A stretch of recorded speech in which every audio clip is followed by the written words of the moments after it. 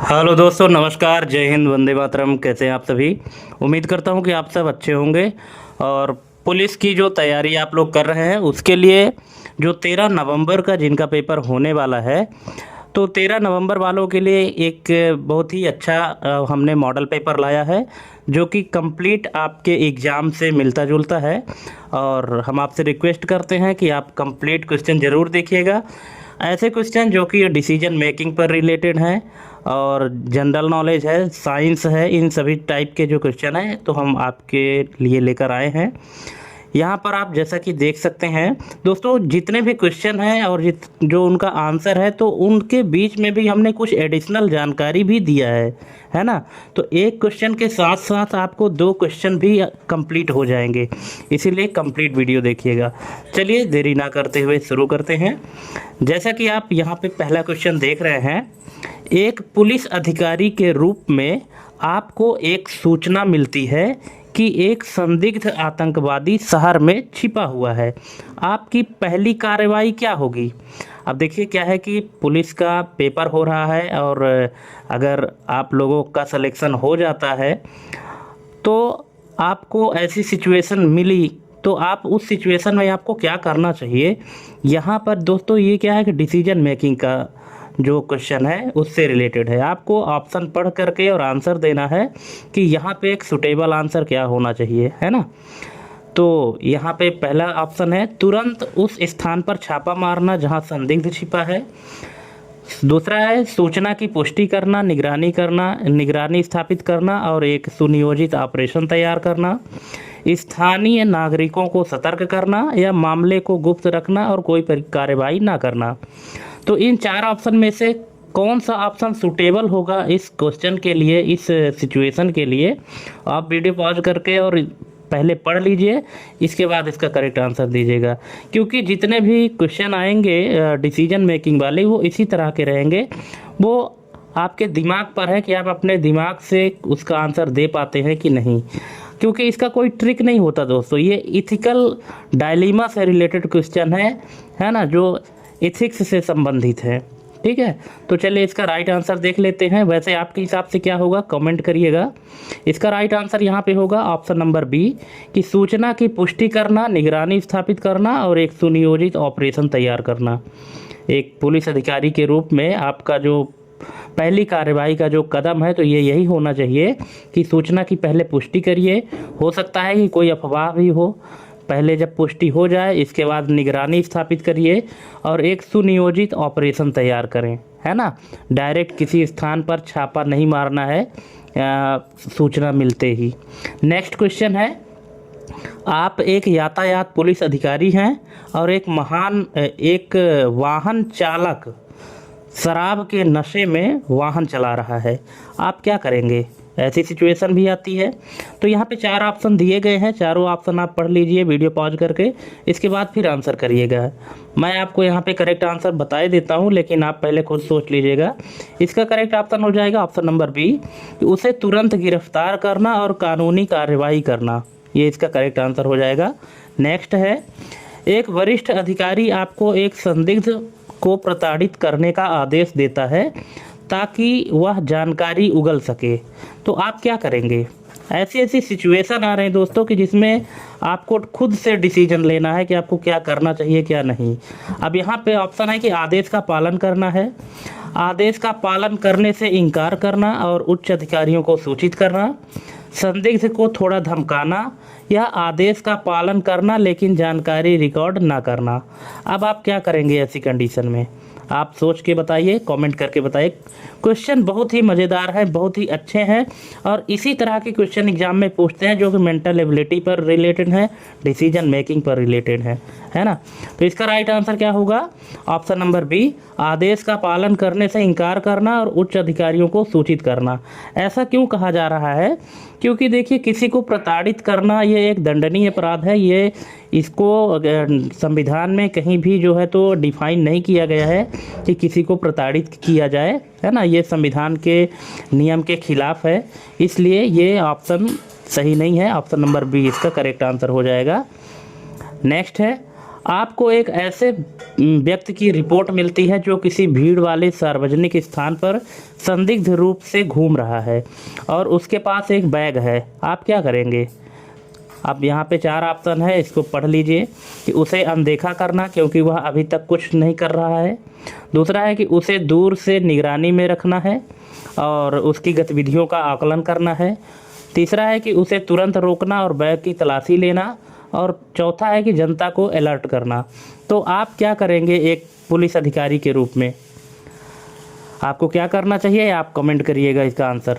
और अगर आप नहीं कर पाते हैं तो मैं बता देता हूँ, इसका राइट आंसर हो जाएगा ऑप्शन नंबर बी, उसे दूर से निगरानी में रखना और उसकी गतिविधियों का आकलन करना है।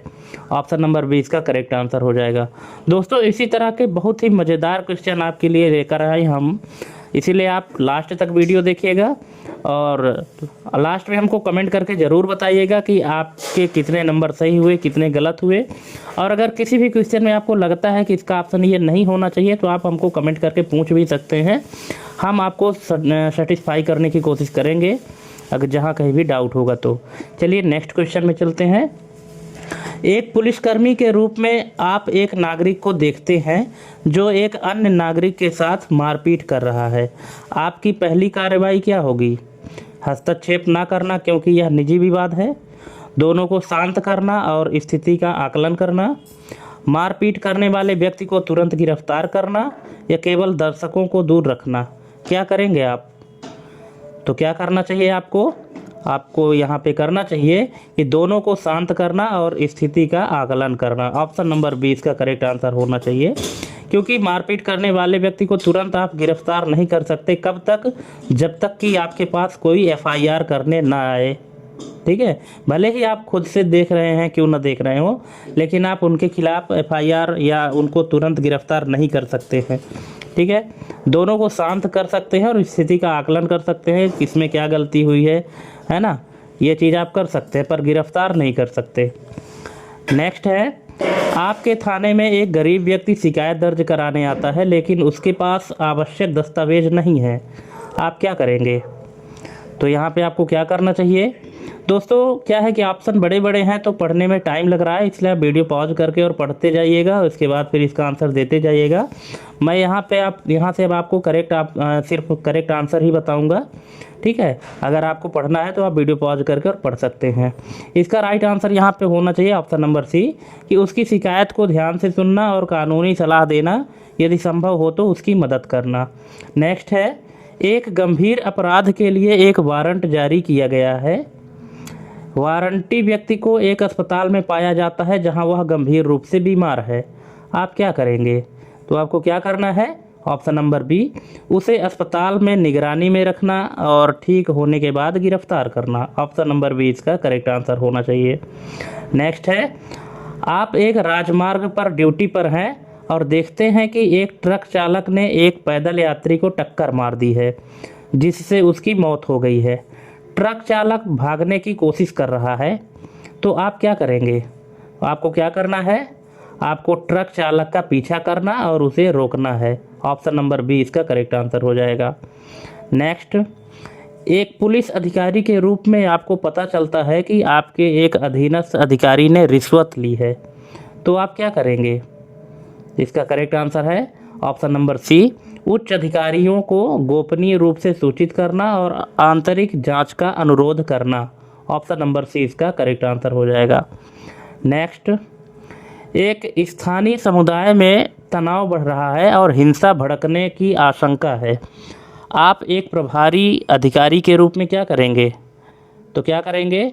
ऑप्शन नंबर बी, समुदाय के नेताओं के साथ संवाद स्थापित करना और शांति बनाए रखने का आग्रह करना।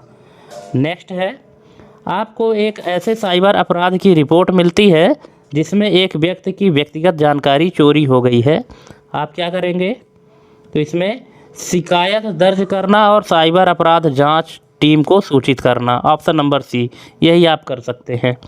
नेक्स्ट है, एक सड़क पर भीड़ ने एक चोर को पकड़ा है और उसे पीट रहे हैं।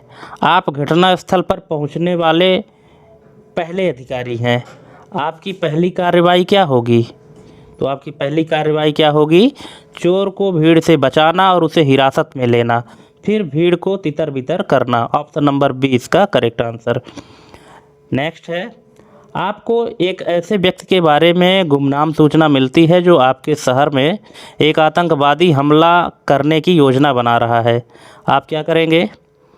तो तत्काल सूचना की सत्यता की जांच करना और सुरक्षा उपायों को बढ़ाना। ऑप्शन नंबर बी इसका करेक्ट आंसर हो जाएगा। दोस्तों ऑप्शन जो भी है आप पढ़ेंगे ना, बहुत ही मज़ेदार ऑप्शन है, बहुत ही अच्छे ऑप्शन है। ठीक है, आपको एक बार ज़रूर पढ़ना चाहिए। हम पूरे ऑप्शन नहीं पढ़ रहे हैं क्योंकि पूरे ऑप्शन पढ़ने लगेंगे तो टाइम ज़्यादा इसमें कंज्यूम हो जाएगा, इसलिए आप वीडियो पॉज करके पढ़ लीजिएगा और एग्ज़ाम में जाने से पहले इस तरह के क्वेश्चन ज़रूर सॉल्व करके जाइए, क्योंकि इसी तरह के डिसीजन मेकिंग के क्वेश्चन इस समय पूछे जा रहे हैं।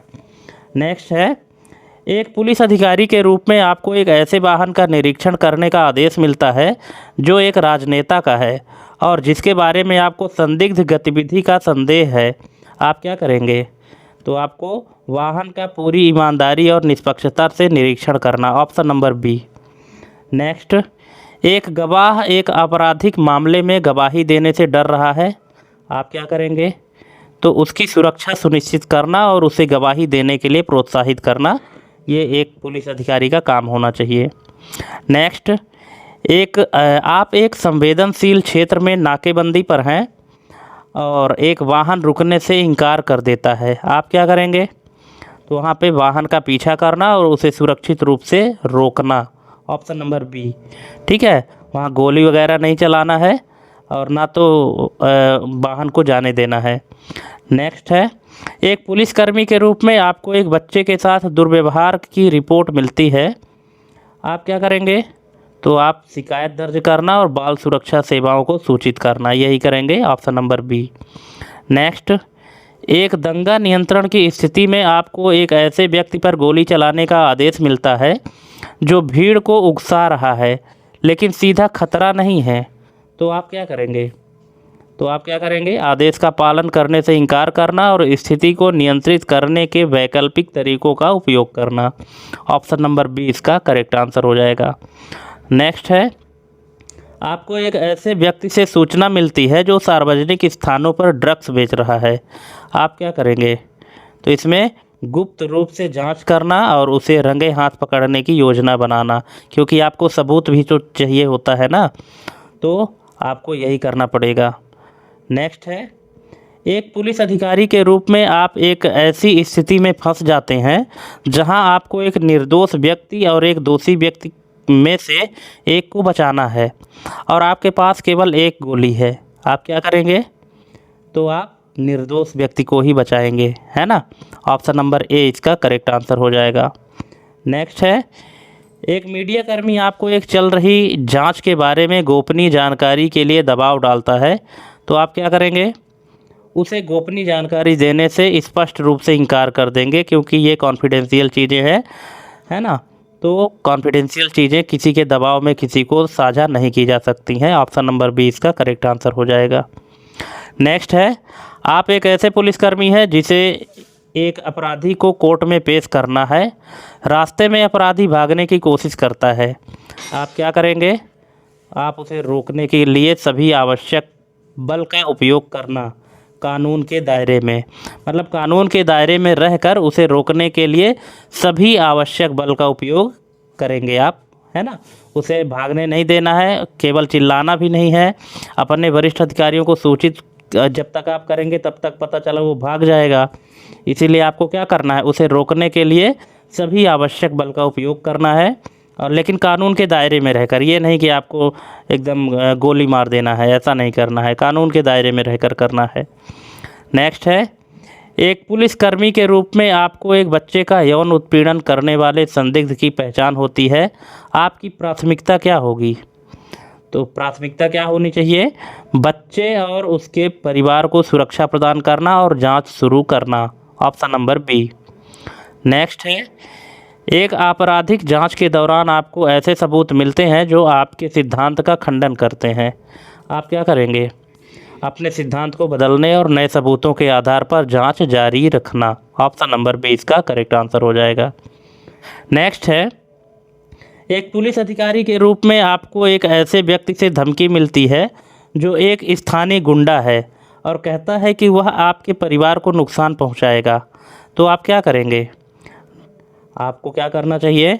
अपने परिवार की सुरक्षा सुनिश्चित करना और उच्च अधिकारियों को सूचित करते हुए गुंडे के खिलाफ कानूनी कार्रवाई करना। Option number C. ठीक है, नेक्स्ट है, अभी यहाँ से दोस्तों साइंस के क्वेश्चन शुरू हो रहे हैं। जल का जो रासायनिक सूत्र है वो क्या होता है? सबको पता है, H2O होता है। Option number A. जल का रासायनिक सूत्र हाइड्रोजन और ऑक्सीजन के संयोजन से बनता है। नेक्स्ट है, रक्त का लाल रंग किसके कारण होता है? तो ये होता है दोस्तों हीमोग्लोबिन के कारण। और हीमोग्लोबिन क्या है? यह आयरन युक्त प्रोटीन है जो ऑक्सीजन को वहन करता है। देखिए यहाँ पे हम आपको करेक्ट आंसर के साथ साथ एडिशनल इन्फॉर्मेशन भी दे रहे हैं, क्योंकि ज़रूरी नहीं है कि जो क्वेश्चन हम दे रहे हैं क्वेश्चन उसी तरह का एज इट इज आएगा। क्वेश्चन किसी भी तरह से घुमा फिरा के आपसे पूछ सकता है, इसलिए वीडियो लास्ट तक देखिएगा और बिना स्किप किए देखिएगा। और कितने नंबर सही हुए कितने गलत हुए आप लोग कमेंट नहीं करते हैं, तो थोड़ा सा हमको भी हम डीमोटिवेट हो जाते हैं। तो हम चाहते हैं कि आप लोग कमेंट भी करें और आप लोग ये भी बताएं कि आपको कितने नंबर मिले, कितने सही हुए कितने गलत हुए, तो थोड़ा सा हमको भी मोटिवेशन मिलेगा आप लोगों के लिए और अच्छा कंटेंट लाने के लिए। चलिए नेक्स्ट क्वेश्चन देखते हैं। मानव शरीर की सबसे बड़ी हड्डी कौन सी है? तो ये फीमर होती है। इसको जांघ की हड्डी भी कहते हैं, फीमर भी कहते हैं, है ना। यह शरीर की सबसे लंबी और मजबूत हड्डी है। ठीक है, नेक्स्ट, सूर्य का ऊर्जा स्रोत क्या है? रासायनिक अभिक्रिया, नाभिकीय संलयन, नाभिकीय विखंडन या विद्युत शक्ति? तो ये है दोस्तों नाभिकीय संलयन। अब देखिए नाभिकीय संलयन में क्या होता है? सूर्य में हाइड्रोजन परमाणु मिलकर हीलियम बनाते हैं जिससे ऊर्जा निकलती है। ठीक है, नेक्स्ट है, मनुष्य के शरीर में कितनी हड्डियां हैं? 206 होती है। एक वयस्क मानव शरीर में कुल 206 हड्डियां होती हैं। वयस्क मनुष्य के शरीर में बोला है। ठीक है, अगर नवजात शिशु की बात करें तो उनके शरीर में कितनी हड्डियां होती हैं ये आपको कमेंट करना है। जो वयस्क मनुष्य है उसके शरीर में तो 206 हड्डी होती हैं, लेकिन जो एक नवजात शिशु है तो उसके शरीर में कितनी हड्डियां होती हैं इसका आंसर आपको कमेंट करना है। ठीक है, चलिए नेक्स्ट क्वेश्चन है, ओजोन परत मुख्य रूप से किसे अवशोषित करती है? तो ये करती है दोस्तों पराबैंगनी किरणें, जिनको अल्ट्रावायलेट रेज कहते हैं। ओजोन परत सूर्य की हानिकारक अल्ट्रावायलेट किरणों को अवशोषित करती हैं। नेक्स्ट क्वेश्चन है, बिजली की खोज किसने की थी? तो ये किए थे दोस्तों बेंजामिन फ्रैंकलिन। बेंजामिन फ्रैंकलिन के द्वारा बिजली की खोज की गई थी। उन्होंने पतंग प्रयोग द्वारा बिजली की प्रकृति सिद्ध की, है ना।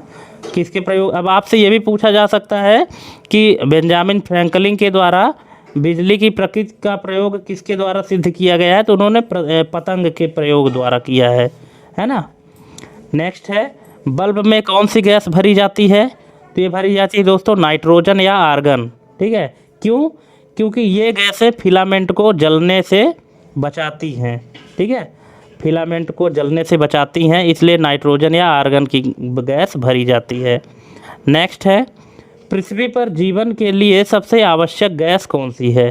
तो सबको पता है ऑक्सीजन, क्योंकि ऑक्सीजन के बिना तो इंसान जिंदा ही नहीं रहेगा। इंसान क्या, जितने भी प्राणी हैं कोई भी जीवन संभव नहीं हो पाएगा बिना ऑक्सीजन के। यह श्वसन के लिए आवश्यक गैस है।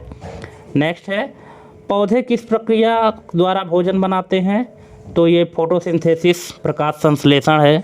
Option number A. इसमें पौधे सूर्य के प्रकाश से भोजन बनाते हैं, है ना। नेक्स्ट है, किस ग्रह को लाल ग्रह कहा जाता है? मंगल, बृहस्पति, शुक्र, शनि?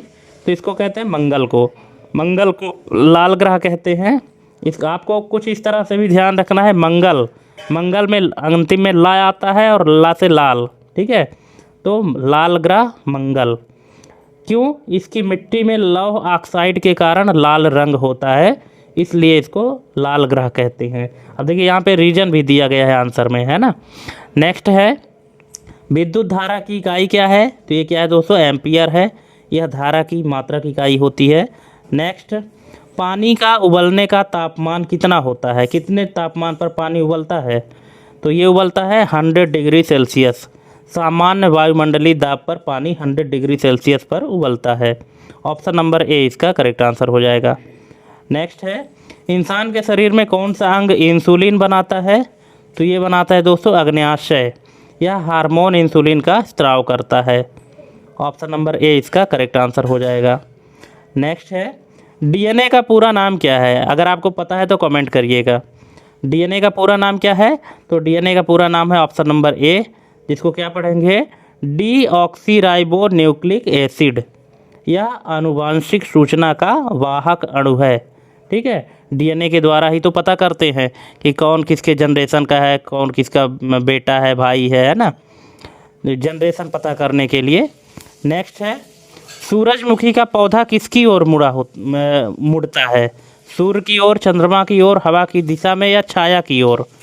तो सूरजमुखी का जो पौधा है तो सूर्य की ओर। तो किस कारण से सूर्य की ओर मुड़ता है? इस गुण को हेलिट्रोपिज्म कहा जाता है। हेलिट्रोपिज्म कहा जाता है जो सूर्य की ओर मुड़ता है सूरजमुखी का पौधा। नाम ही इसका पड़ा है सूरजमुखी, मतलब सूर्य की ओर मुख जिसका रहता है। नेक्स्ट है, मनुष्य का सामान्य शरीर तापमान कितना होता है? तो ये होता है दोस्तों 98.6 डिग्री फ़ारेनहाइट, यानी लगभग 37 डिग्री सेल्सियस। अगर सेल्सियस में दिया है तो 37 डिग्री सेल्सियस, और यदि फ़ारेनहाइट में दिया है तो 98.6 फ़ारेनहाइट। ऑप्शन नंबर ए इसका करेक्ट आंसर हो जाएगा। नेक्स्ट है, पृथ्वी की सतह का लगभग कितना प्रतिशत भाग जल से ढका है? तो ये कितना प्रतिशत है? 71%। 71% भाग जल से ढका है, इसीलिए पृथ्वी को ब्लू प्लेनेट भी कहा जाता है। ये भी आपको ध्यान रखना है कि ब्लू प्लेनेट किसे कहते हैं। अगर आपके एग्जाम में आता है कि ब्लू प्लेनेट किसे कहते हैं, तो यहाँ पे आपको आंसर देना है पृथ्वी को। क्यों कहते हैं? क्योंकि 71% भाग पर पानी है, तो ऊपर से देखने पर पूरी जो धरती है वो ब्लू तरह से दिखाई देती है। ठीक है, तो इसलिए इसको ब्लू प्लेनेट भी कहा जाता है। नेक्स्ट है, गैस से द्रव में परिवर्तन की प्रक्रिया, गैस से द्रव में परिवर्तन की प्रक्रिया क्या कहलाती है? संघनन, वाष्पीकरण, ऊर्ध्वपातन या जमना? तो इसको कहते हैं दोस्तों संघनन, है ना। जब गैस ठंडी होकर द्रव बनती है तो इसको संघनन कहते हैं। नेक्स्ट, सूर्य के चारों ओर ग्रह किस कारण घूमते हैं? गुरुत्वाकर्षण बल के कारण, विद्युत बल के कारण, हवा के कारण या चुंबकीय बल के कारण? तो ये घूमते हैं गुरुत्वाकर्षण बल के कारण। यह सूर्य द्वारा उत्पन्न आकर्षण शक्ति है, गुरुत्वाकर्षण बल के कारण घूमते हैं। ठीक है, सूर्य के चारों ओर जो ग्रह घूमते हैं। नेक्स्ट है, मनुष्य के शरीर में रक्त को शुद्ध कौन करता है? तो ये करता है दोस्तों गुर्दे, किडनी। ये रक्त से अपशिष्ट पदार्थों को छान लेते हैं। नेक्स्ट है, किस विटामिन की कमी से रतौंधी होती है? तो ये होती है विटामिन ए की कमी से। इसकी कमी से आँखों की रोशनी प्रभावित होती है। नेक्स्ट है, परमाणु का केंद्र किससे बनता है? तो ये बनता है प्रोटॉन और न्यूट्रॉन से। ये परमाणु के नाभिक में होते हैं। नेक्स्ट है, चुंबक के दो ध्रुव कौन से होते हैं? तो ये होते हैं उत्तर और दक्षिण ध्रुव। चुंबक हमेशा दो ध्रुवों वाला होता है। आप लोग देखे भी होंगे एन और एस, नॉर्थ और साउथ। ठीक है, दो ही ध्रुव होते हैं, उत्तर और दक्षिण। पूरब पश्चिम नहीं होता, ऊपर नीचे नहीं होता, धन ऋण नहीं होता, सिर्फ दो ध्रुव होते हैं, उत्तर और दक्षिण। नेक्स्ट है, कौन सी धातु कमरे के तापमान पर द्रव रूप में रहती है? तो यह है पारा। Option number A mercury. यह एकमात्र तरल धातु है। अगर क्वेश्चन में ये पूछता है कि एकमात्र तरल धातु का नाम बताइए, तो इसमें आपको पारा लगा देना है, ऑप्शन नंबर ए। नेक्स्ट है, प्रकाश की गति लगभग कितनी होती है? तो ये होती है दोस्तों 3 × 10⁸ मीटर प्रति सेकंड, यानी लगभग 3 लाख किलोमीटर प्रति सेकंड, है ना। ऑप्शन नंबर ए इसका करेक्ट आंसर हो जाएगा। नेक्स्ट है, मानव शरीर की सबसे बड़ी ग्रंथि कौन सी है? तो यह है यकृति, जिसको लीवर कहते हैं। यह पित्त रस स्त्रावित करती है। नेक्स्ट है, पौधे का कौन सा भाग प्रकाश संश्लेषण करता है? पत्तियां, जड़, तना, फूल। तो ये करती हैं पत्तियां, इनमें क्लोरोफिल होता है।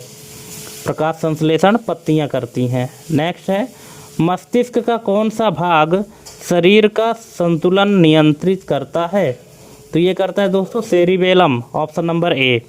यह संतुलन और समन्वय नियंत्रित करता है। नेक्स्ट है, पृथ्वी का सबसे अंदरूनी भाग क्या कहलाता है? इसको कहते हैं आंतरिक कोर, इनर कोर। यह ठोस और अत्यधिक तापमान वाला भाग होता है। नेक्स्ट है, हवा में सबसे अधिक मात्रा में कौन सी गैस होती है? तो ये होती है नाइट्रोजन, लगभग 78%। वायुमंडल में नाइट्रोजन होती है। नेक्स्ट है, विद्युत ऊर्जा को यांत्रिक ऊर्जा में बदलने वाला यंत्र कौन सा है? Motor, generator, transformer, battery. तो ये दोस्तों मोटर। मोटर क्या करता है? बिजली से गति उत्पन्न करता है, मतलब विद्युत ऊर्जा को यांत्रिक ऊर्जा में कन्वर्ट कर देता है। ठीक है। और जो जनरेटर होता है वो क्या करता है? वो यांत्रिक ऊर्जा को विद्युत ऊर्जा में कन्वर्ट कर देता है। मोटर और जनरेटर दोनों एक दूसरे के अपोजिट काम करते हैं, ये आपको ध्यान रखना है। ठीक है। और जो ट्रांसफार्मर होता है वो क्या करता है? एसी को डीसी में कन्वर्ट कर देता है। नेक्स्ट है, पृथ्वी के चारों ओर घूमने वाला प्राकृतिक उपग्रह कौन सा है? तो ये है चंद्रमा। यह पृथ्वी का एकमात्र प्राकृतिक उपग्रह है। ये भी आपको ध्यान रखना है, एग्जाम में ये भी पूछा जा सकता है कि पृथ्वी का एकमात्र प्राकृतिक उपग्रह क्या है? तो वो क्या है? चंद्रमा है। और ये पृथ्वी के चारों ओर घूमता है। नेक्स्ट, मनुष्य के शरीर में रक्त किसके द्वारा पंप किया जाता है? तो ये किया जाता है हृदय के द्वारा। यह शरीर के सभी भागों में रक्त प्रवाहित करता है हृदय। नेक्स्ट है, पृथ्वी पर गुरुत्वाकर्षण की खोज किसने की थी? तो ये सर आइजैक न्यूटन ने की थी, ऑप्शन नंबर ए। उन्होंने सेब गिरने से गुरुत्वाकर्षण का नियम खोजा, ऑप्शन नंबर ए। नेक्स्ट, भारतीय संविधान की प्रस्तावना में लोकतंत्र शब्द का अर्थ क्या है? तो लोकतंत्र का अर्थ है जनता द्वारा शासन, ऑप्शन नंबर ए। मतलब लोकतंत्र का तात्पर्य क्या है? जनता के द्वारा, जनता के लिए, जनता का शासन। नेक्स्ट है, भारत के संविधान को कब लागू किया गया? तो ये लागू किया 26 जनवरी 1950 और इसी दिन भारत गणराज्य बना। क्वेश्चन में अगर ये आपसे घुमा के थोड़ा सा पूछ देता है कि भारत गणराज्य कब बना, तो आपको यहाँ पे 26 जनवरी 1950 भी लगा देना है। नेक्स्ट है, भारत के पहले राष्ट्रपति कौन थे? तो डॉक्टर राजेंद्र प्रसाद थे। और डॉक्टर राजेंद्र प्रसाद 2 बार भारत के राष्ट्रपति बने, ये भी आपको ध्यान रखना है। एग्जाम में इस तरह से भी पूछ सकता है कि डॉक्टर राजेंद्र प्रसाद जी कितने बार भारत के राष्ट्रपति बने? तो वो 2 बार बने। नेक्स्ट, भारत की पहली महिला प्रधानमंत्री कौन थी? तो ये थी दोस्तों इंदिरा गांधी। 1966 में वे भारत की पहली महिला प्रधानमंत्री बनी। कब बनी थी? ये क्वेश्चन में अपडेट करके पूछ सकता है कि इंदिरा गांधी भारत की प्रधानमंत्री कब बनी? तो ये 1966 में बनी है। नेक्स्ट, संविधान सभा के अध्यक्ष कौन थे? तो ये कौन थे? डॉक्टर राजेंद्र प्रसाद। उन्होंने संविधान सभा की अध्यक्षता की। ठीक है। यहाँ पे ये आपको बताना है कि संविधान सभा के कैसे अध्यक्ष थे, ये स्थायी थे या अस्थायी थे। ठीक है। नेक्स्ट है, भारत का राष्ट्रीय पशु कौन सा है? बाघ, शेर, हाथी, हिरण। तो क्या है? बाघ। क्यों है? क्योंकि यह शक्ति और साहस का प्रतीक है, बाघ। नेक्स्ट है, जनगण मन के रचयिता कौन है? तो ये तो सबको पता है, रविंद्रनाथ टैगोर है। उन्होंने भारत का राष्ट्रगान लिखा। नेक्स्ट, भारत का सबसे बड़ा राज्य क्षेत्रफल के आधार पर कौन है? राजस्थान है, यह क्षेत्रफल की दृष्टि से सबसे बड़ा राज्य है। ठीक है। नेक्स्ट, भारत का सबसे छोटा राज्य क्षेत्रफल के आधार पर कौन है? तो यह गोवा। क्षेत्रफल में सबसे छोटा राज्य है गोवा और सबसे बड़ा राजस्थान। नेक्स्ट, भारत की पहली महिला राष्ट्रपति कौन थी? तो ये प्रतिभा देवी सिंह पाटिल। कब बनी? 2007 में। नेक्स्ट है, भारतीय संसद के 2 सदन कौन कौन से हैं? तो ये है लोकसभा और राज्यसभा। ये द्विसदनीय संसद का निर्माण करते हैं, ऑप्शन नंबर ए। नेक्स्ट है, भारतीय राष्ट्रीय कांग्रेस की स्थापना कब हुई? तो ये हुई 1885 में। इसकी स्थापना डॉक्टर A.O. ह्यूम द्वारा की गई थी, ऑप्शन नंबर ए इसका करेक्ट आंसर है, 1885। नेक्स्ट, भारत के पहले प्रधानमंत्री कौन थे? तो ये थे जवाहरलाल नेहरू जी। उन्होंने 1947 से 1964 तक सेवा दी। कब से? 1947 से 1964 तक। नेक्स्ट है, स्वतंत्र भारत के पहले गवर्नर जनरल कौन थे? तो ये थे लॉर्ड माउंटबेटन। 1947-48 तक यह पद संभाला लॉर्ड माउंटबेटन, स्वतंत्र भारत के पहले governor general Lord Mountbatten. Next, जय जवान जय किसान का नारा किसने दिया था? ये दिया था लाल बहादुर शास्त्री ने। उन्होंने यह नारा कब दिया? 1965 में दिया। दोस्तों देख रहे हैं हर क्वेश्चन का हमने जो एक एडिशनल इन्फॉर्मेशन निकाला है, तो हर क्वेश्चन को हमने आपको उसको डिस्क्राइब करने की कोशिश किया है। तो आप हमको कमेंट करके बताइएगा कि आपको हमारे क्वेश्चन कैसे लगे। नेक्स्ट है, भारत का संविधान किस देश के संविधान से अधिक प्रभावित है? तो ये है ब्रिटेन के संविधान से। संसदीय प्रणाली और कानून शासन की परंपरा ब्रिटेन से ही ली गई है, इसलिए भारतीय संविधान जो है तो ब्रिटेन के संविधान से अधिक प्रभावित है। नेक्स्ट है, भारत का सर्वोच्च न्यायालय कहाँ है? यह नई दिल्ली में, इसे सुप्रीम कोर्ट भी कहते हैं। नेक्स्ट, राष्ट्रपति अपना इस्तीफा किसे देता है? तो ये देता है उपराष्ट्रपति को। राष्ट्रपति जो है तो अपना इस्तीफा किसे देता है? उपराष्ट्रपति को। और अगर उपराष्ट्रपति भी अपना इस्तीफा देना चाहे तो राष्ट्रपति को देता है। लेकिन अगर राष्ट्रपति और उपराष्ट्रपति दोनों ही इस्तीफा देने चाहते हैं तो ये किसको देते हैं फिर? मुख्य न्यायाधीश को, सर्वोच्च न्यायालय के मुख्य न्यायाधीश को देते हैं। हालांकि उपराष्ट्रपति यह संविधान के अनुच्छेद 56(1)(a) में वर्णित है। जो राष्ट्रपति अपना इस्तीफा देते हैं ना, तो उपराष्ट्रपति को देते हैं, तो यह संविधान के अनुच्छेद 56(1)(a) में वर्णित है। नेक्स्ट है, भारत में योजना आयोग की स्थापना कब हुई थी? तो ये हुई थी दोस्तों 1950 में। इसकी स्थापना 15 मार्च 1950 को हुई थी, योजना आयोग की स्थापना। अब योजना आयोग का नाम बदल के दूसरा हो गया है, क्या आपको पता है? अगर पता है तो कमेंट करिएगा। नेक्स्ट है, पंचवर्षीय योजना का प्रारंभ किस वर्ष हुआ? तो ये हुआ 1951 से। यह योजना सोवियत मॉडल पर आधारित थी, ऑप्शन नंबर ए। नेक्स्ट, भारतीय चुनाव आयोग एक ... संस्था है, किस प्रकार की है? संवैधानिक है, वैधानिक है, प्रशासनिक है या न्यायिक है? तो ये दोस्तों संवैधानिक। भारतीय चुनाव आयोग जो है तो एक संवैधानिक संस्था है, यह अनुच्छेद 324 के अंतर्गत आती है। नेक्स्ट है, भारत का राष्ट्रीय ध्वज किसने डिजाइन किया था? तो ये किया था पिंगली वेंकैया ने, उन्होंने तिरंगे का डिजाइन बनाया था, ये आपको ध्यान रखना है।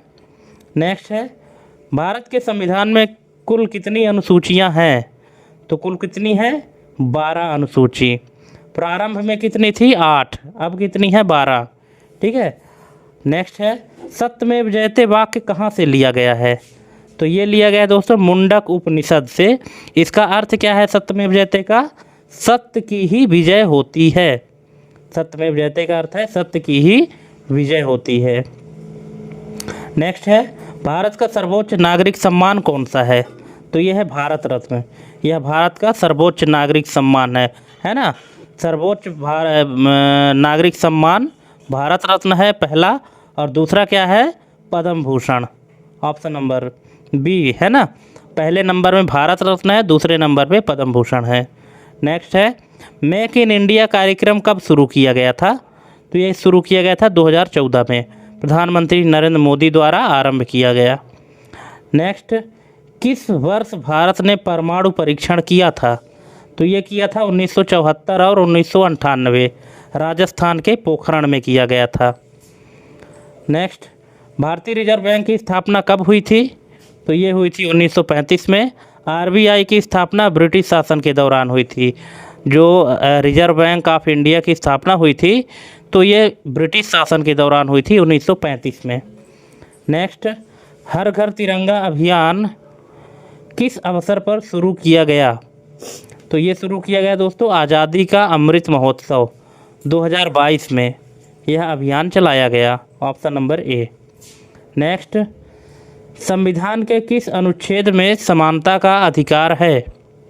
तो ये है अनुच्छेद 14 से 18, ये समानता से संबंधित अधिकार प्रदान करते हैं। नेक्स्ट, भारत छोड़ो आंदोलन कब शुरू हुआ? तो ये शुरू हुआ 1942 में। गांधी जी ने करो या मरो का नारा दिया था। भारत छोड़ो आंदोलन में करो या मरो का नारा। नेक्स्ट, भारतीय संसद का कार्यकाल कितने वर्ष का होता है? ये होता है 5 वर्ष का, यह सामान्य कार्यकाल होता है। नेक्स्ट है, संविधान में कुल कितने भाग हैं? तो ये है 22 भाग। प्रारंभ में 22 भाग और 395 अनुच्छेद थे। ऑप्शन नंबर सी। नेक्स्ट, संविधान सभा के अस्थायी अध्यक्ष कौन थे? तो ये थे दोस्तों डॉक्टर सच्चिदानंद सिन्हा, इनका पूरा नाम है, वे अस्थायी अध्यक्ष थे। नेक्स्ट, राष्ट्रीय गान जन गण मन को आधिकारिक रूप से कब अपनाया गया? तो ये अपनाया गया है 24 जनवरी 1950 को। ऑप्शन नंबर ए, इसे राष्ट्रगान के रूप में अपनाया गया। नेक्स्ट, भारतीय संविधान का निर्माण किसने किया? तो ये किया है संविधान सभा ने, 1946 में गठित की गई थी। ऑप्शन नंबर ए, संविधान सभा। नेक्स्ट, भारत का राष्ट्रीय फल कौन सा है? तो यह आम, इसे फलों का राजा भी कहा जाता है। अब एग्जाम में पूछते कि फलों का राजा कौन है, तो आपको ध्यान रखना है आम है, और ये आम जो है तो भारत का राष्ट्रीय फल भी है। नेक्स्ट है, भारत की पहली उपग्रह आर्यभट्ट कब छोड़ा गया था? तो ये इसका करेक्ट आंसर क्या हो जाएगा? अगर आपको पता है तो कमेंट करिएगा। इसका राइट आंसर हो जाएगा ऑप्शन नंबर ए, 1975 में इसे सोवियत संघ की सहायता से प्रक्षेपित किया गया। नेक्स्ट है, वंदे मातरम गीत किसने लिखा? तो ये तो पता है कि बंकिम चंद्र चट्टोपाध्याय ने लिखा, ऑप्शन नंबर ए, और यह आनंद मठ उपन्यास से लिया गया है। ठीक है, क्वेश्चन में अगर आपसे पूछता है कि वंदे मातरम किस उपन्यास से लिया गया है, तो आपको ध्यान रखना है कि आनंद मठ से लिया गया है। नेक्स्ट है, भारत का राष्ट्रीय प्रतीक किस पर आधारित है? तो ये है सारनाथ के सिंह स्तंभ पर, यह सम्राट अशोक के प्रतीक पर आधारित है। ऑप्शन नंबर ए इसका करेक्ट आंसर है। तो दोस्तों, इस तरह से हमने आपको टोटल 100 MCQ करा दिए हैं। अब आपको अगर जहाँ कहीं भी डाउट हो, कोई दिक्कत हो, तो आप हमको कमेंट करके पूछ सकते हैं। और आपके कितने क्वेश्चन सही हुए, कितने गलत हुए, 100 में से कमेंट करके ज़रूर बताइएगा। और एग्ज़ाम में जाने से पहले ये क्वेश्चन ज़रूर कंप्लीट करके जाइए।